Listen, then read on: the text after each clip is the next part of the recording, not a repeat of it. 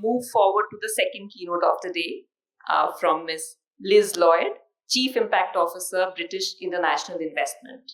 BII is the UK's development finance institution and impact investor backed by the UK government. With over 70 years' experience, BII is a trusted investment partner to businesses in Africa, Asia, and the Caribbean. BII has also been extremely active in India, supporting a variety of interventions and initiatives across sectors with a specific agenda of sustainable development. Liz Lloyd is the Chief Impact Officer at British International Investment. In this role, she leads in overseeing the assessment, measurement, and management of development impact activity and engages on focus areas such as gender, job quality, climate change, and human capital. Liz was previously with Standard Chartered, where she held senior positions including Group Company Secretary, CEO of Standard Chartered Bank, Tanzania, and Group Head of Public Affairs. Before that, she was Deputy Chief of Staff for Prime Minister Tony Blair and a Senior Advisor on Africa, Home Affairs, and the Environment at Number 10. She received a CBE in 2008. Thank you, Ms. Lloyd, and for your opening remarks, please.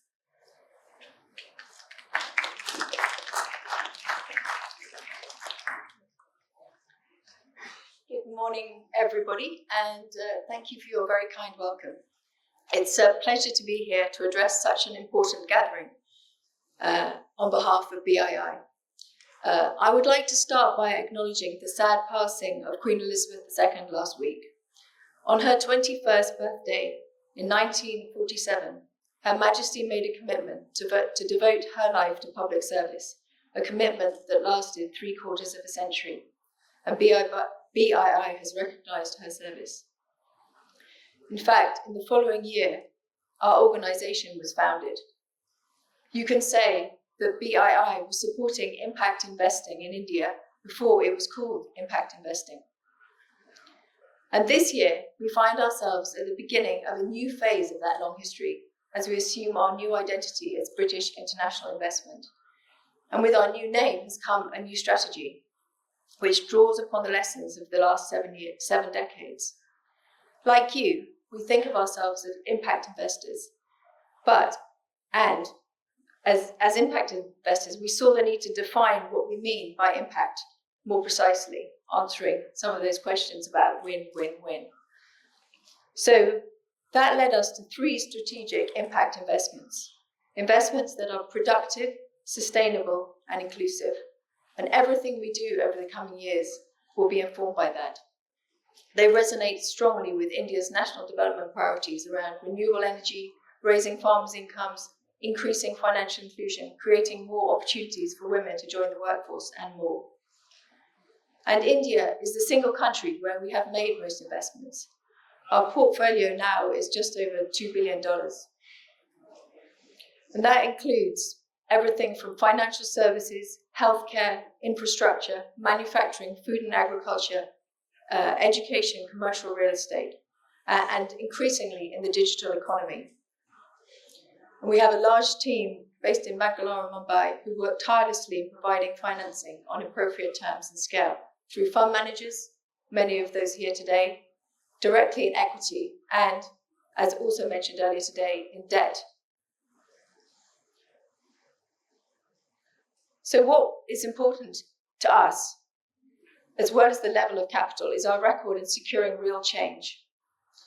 In 2021, BII investments in India supported over 500,000 jobs directly, 1 million more indirectly. And during the peak of the pandemic in 2020, while the total number of employees in the Indian workforce fell, our liquidity and capital helps maintain positive jobs growth in our investee companies. Over the last strategy period, we also played an important role in supplying businesses with what they need to grow. And between 2017 and 2021, banks and financial institutions that we helped support closed the financing gaps by providing over 188 billion in loans to Indian enterprises. But as befits any good impact investor, BII cares much more about providing finance. The impact we deliver depends as much on the standards we set and how we use our influence as a patient, impact-driven investor. We provide additional expertise and resources to enhance commercial performance and impact in areas such as gender, climate change, job quality, skills and leadership, and much more. For example, when we invested in the pioneering Indian hospital chain, Narayana Health, which has done so much to reduce the cost of quality healthcare in India, we worked with them to create an in-house ESG team and reduce their environmental footprint. The outcome was a more than 30% reduction in water consumption. And we've developed a suite of environmental and social governance toolkits covering the investment lifecycle, which is open to all. This has helped impact investors across the world strengthen their performance in areas such as animal welfare, disability inclusion, labour standards, to the protection of cultural heritage. And in the coming years, we're raising our ambition and going even further. We think about productivity in terms of what matters most for development goals. And we want to invest in economic enablers such as infrastructure, technology, financial services that will raise the productivity across whole markets. And we want to support pioneers that others will follow. With an estimated $10 trillion in investment required to meet net zero by 2070, we aim to be a key partner in supporting India in its ambitious sustainability goals. This will include significant climate and infrastructure investments to support renewable power and other climate action priorities. But we would not be doing our job if the benefits of higher productivity and greater sustainability are not targeted towards the poorest and most marginalised sections of society. We want to find investments that will reach those and create economic opportunities for women and other sections of society that are not yet fully benefiting from India's tremendous economic growth. These could be in agriculture or digitally enabled businesses that can reach workers and customers in new ways. And I want to pause here to talk about the importance of women's economic empowerment and what we have been doing to address that tremendous challenge.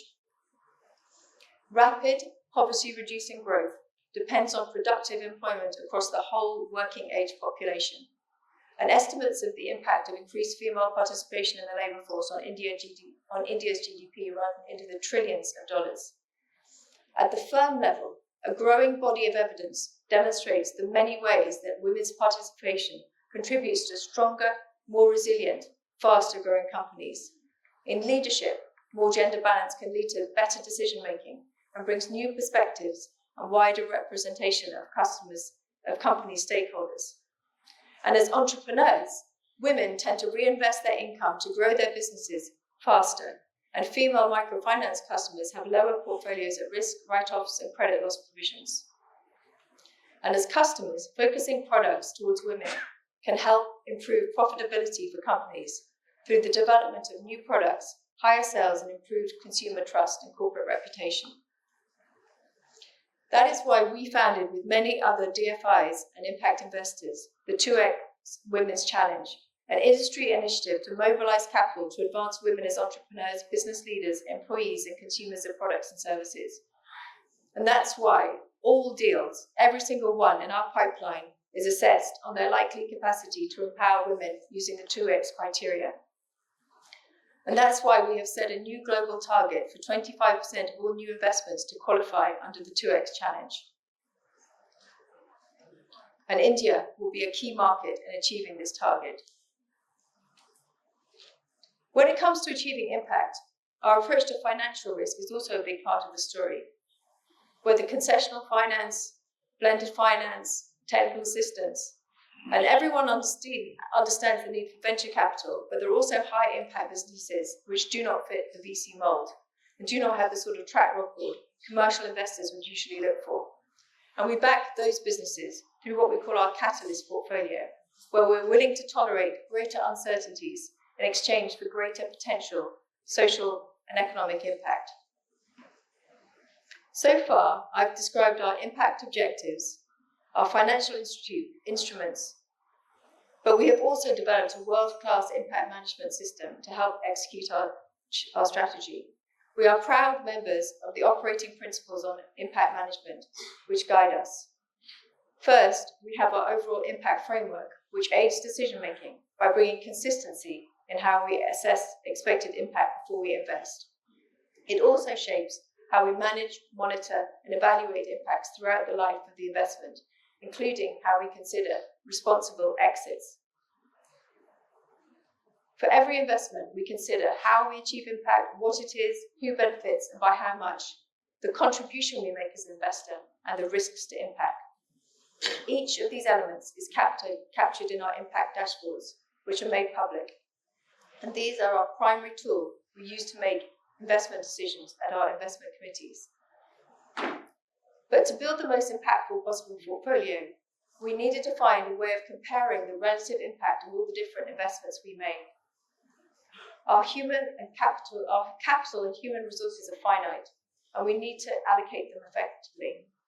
So how do we rate and rank investments to ensure the highest impact projects are prioritized? We've been on a journey to answer these questions, which has led us to develop our new impact scoring system. It's designed to recognize and incentivize investments that are likely to contribute most to our 3 strategic impact investments. For each investment, we calculate an impact score based on what we know at the point of investment. These scores will be updated over the investment's lifetime to help monitor and manage what our investments achieve after we've made them. The score is designed to be predictable and pragmatic, to effectively influence our team's origination effects, and to help us assess our portfolio against our 3 impact objectives: productive, sustainable, and inclusive. And we've also been on a journey in terms of how we see impact in India. Our previous approach to assess investments was based on what state they were in. But with our sharper focus on inclusion, the new strategy we want targets who we're reaching within states. Investments that have a greater share of stakeholders, be they suppliers, employees, consumers, on low incomes, receive higher inclusive scores. That means we can identify and reward investments that reach underserved and marginalized populations.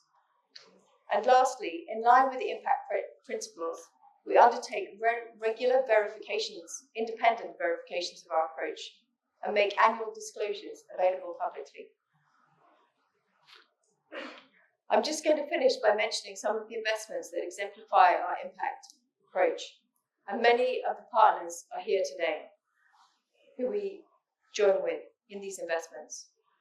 Croplin is a specialist in software for agribusiness that optimizes agricultural productivity through technology. It has provided services to 4 million farmers to increase climate resilience, increase yields, and increase the earnings of a significant number of farmers. Ayana is a solar and wind generation company established by BII in 2018, which has recently attracted equity funding from the NIIF. It supports 22,000 green jobs, and its projects will serve more than 500,000 end consumers and avoid 2.2 million tons of annual carbon dioxide emissions over 20 years.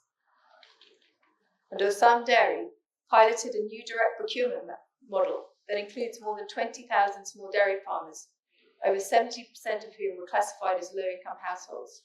Payments to farmers have increased significantly. And I want to end by thanking the British International Investment Team based here in India and all our partners for their tenacity and commitment in achieving such breadth and depth in development impact. It's a very proud investment and impact record, and I look forward to how much more we can achieve together as we embark on this exciting new period for our organisation and for impact investing in India as a whole.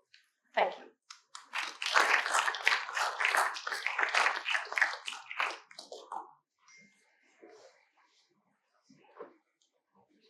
Thank you, Liz.